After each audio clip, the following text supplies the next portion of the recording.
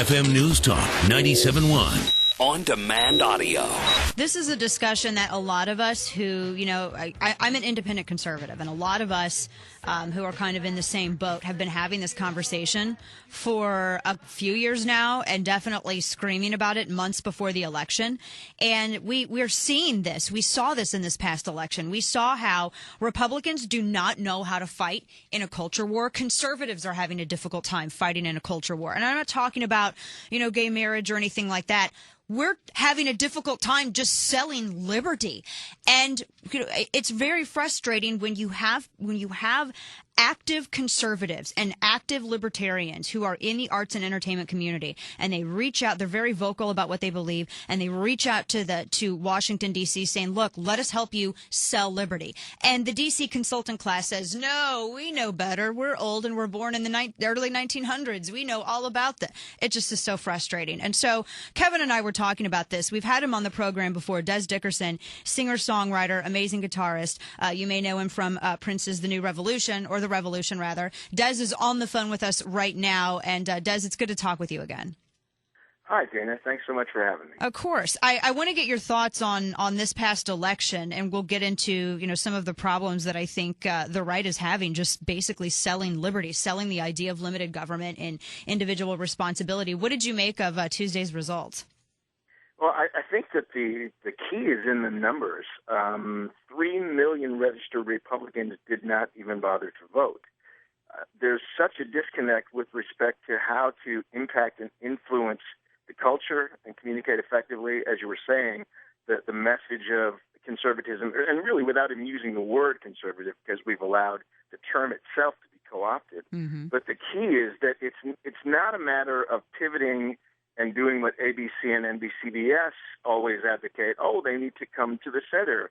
They need to reach out to all these sort of diverse coalitions that the Democrat Party seems to control. That's not really it at all. The constituency is already there. The problem has been a failure to communicate, to quote Cool Hand Luke. Exactly. So how do we even, because this is a big job, and I know that there are a lot of people out there who think that changing the way people view this, and also changing the way a particular political ideology sells these ideals. I mean, this is something that's been ingrained in them for generations, and they are just really bad at it now. How do you even go about changing that? Well, I think, again, the key is in understanding the numbers. Number one, demographically, Gen Y, the millennial generation, is now a huge voting bloc. The thing we have to understand is that there is a completely different worldview represented in that generation. You've got a generation who, from pre-K all the way through graduating college, was indoctrinated rather than educated. So trying to use a baby boomer sort of mentality and paradigm and way of communicating is not going to work there. That's a generation that will embrace new ideas if you know how to approach them. But right now, if you even use the word conservative, if you use the word Republican, they've already shut you out before a word has come out of your mouth. So more effectively addressing that demographic is one key. The second key is there are 250 million self-identified Protestants in America. Of those 100,000, of those 250,000, or million, rather, 100 million self-identify as evangelicals. Wow. Only 36 million evangelicals voted Tuesday. 6.4 million voted for Barack Obama. The numbers are right there in that one constituency, but there's, again, a failure to communicate. There's a major disconnect. Is it because, do you think that the brand is too broken at this point? Can it be salvaged? I think that the problem has been that we've allowed the brand to be defined by people who have a vested interest in undermining the brand. I think we've allowed the left to dictate the language and to dictate the narrative. And like I was saying, what they've done is taken the language, and the word conservative in the popular culture means racist, bigot, sexist, homophobe, selfish, greedy, on and on and on. What we have to do is begin by drilling down and rejecting the premise, understanding that we have to not just create a new language, but we have to communicate in light of understanding the people we need to reach, and do so from that perspective to do it effectively. Right, and because I've watched oh gosh, like a number of shows. And even when I see, jokes about Republicans come up in like commercials, I think, oh man, the brand is so damaged at this point. If they're just like taking a pot shot at Republicans, like in a dryer sheet commercial or something to that effect, that's when you know it's pretty bad in terms of how we're viewed. And again, I think it's a matter of recognizing the condition of the culture. Right. I mean, at this point in time, realistically, we're kind of in a 50-50 toss-up nation where 50% of it is resembling more and more an idiocracy rather than a democracy. So the approach to take is to recognize that you have to completely reboot. There are people that more than likely you'll have to just write off, but there is a large group of people in this nation, some of which have voted, quote-unquote, Republican in the past, some of which simply think that they're liberal because they've been told that, again, a conservative is something so ugly and so repulsive that they just don't want to be that. Right. So if you ask them, oh, yeah, I'm a moderate or I'm a liberal or whatever, but in fact, when you dig down into what their real beliefs are, what ideologies they embrace and which ones they reject, they really are conservatives. They just don't know it.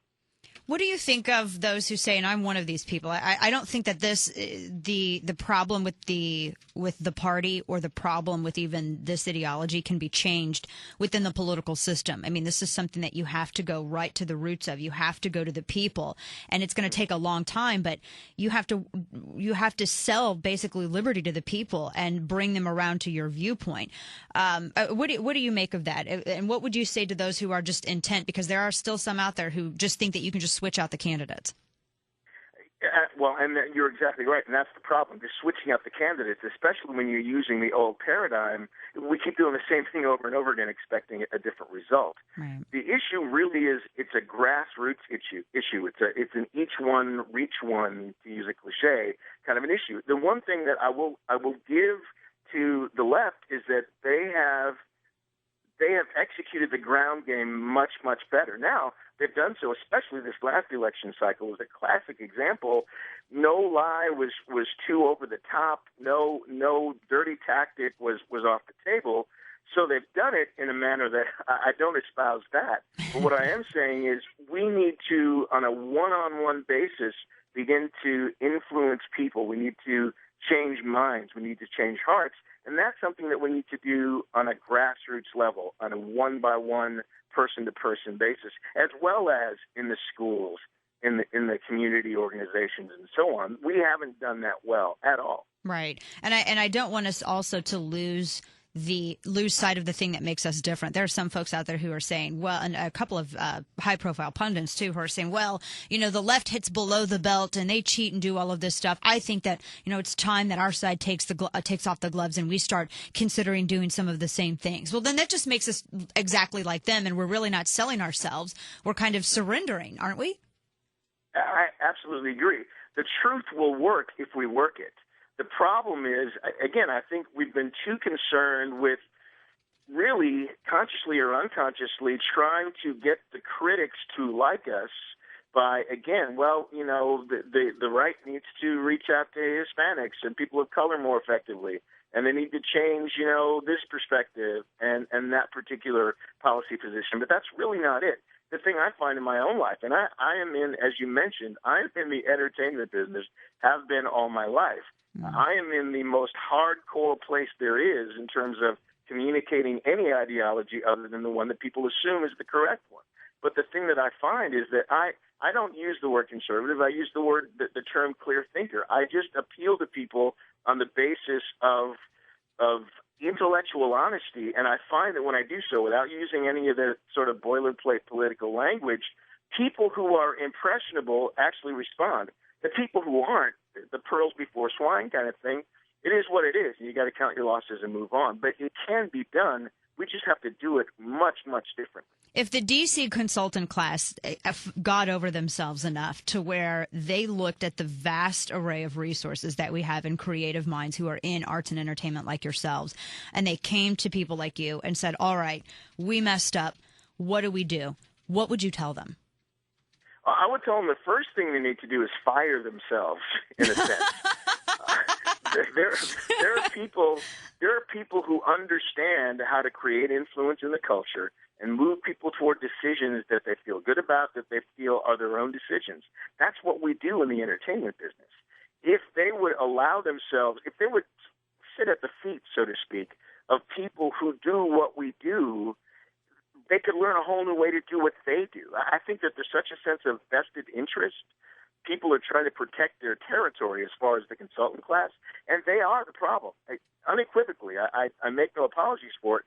They are the problem. They keep doing the same thing over and over again and expecting a different result, and it never will work because at this point, we've lost a good chunk of the population. I mean, Mitt Romney, slip of the tongue, whatever he wants to call it, his 47% comment was actually right on the money. If you advocate as a politician robbing Peter to pay Paul, you will get Paul's vote 100% of the time.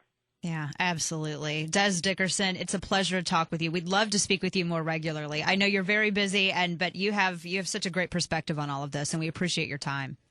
Well, thank you. I'll come on anytime. Just holler. Absolutely. Thanks so much, Dez. Have a great day. Good to talk with you. Thanks, you too. All right, take care.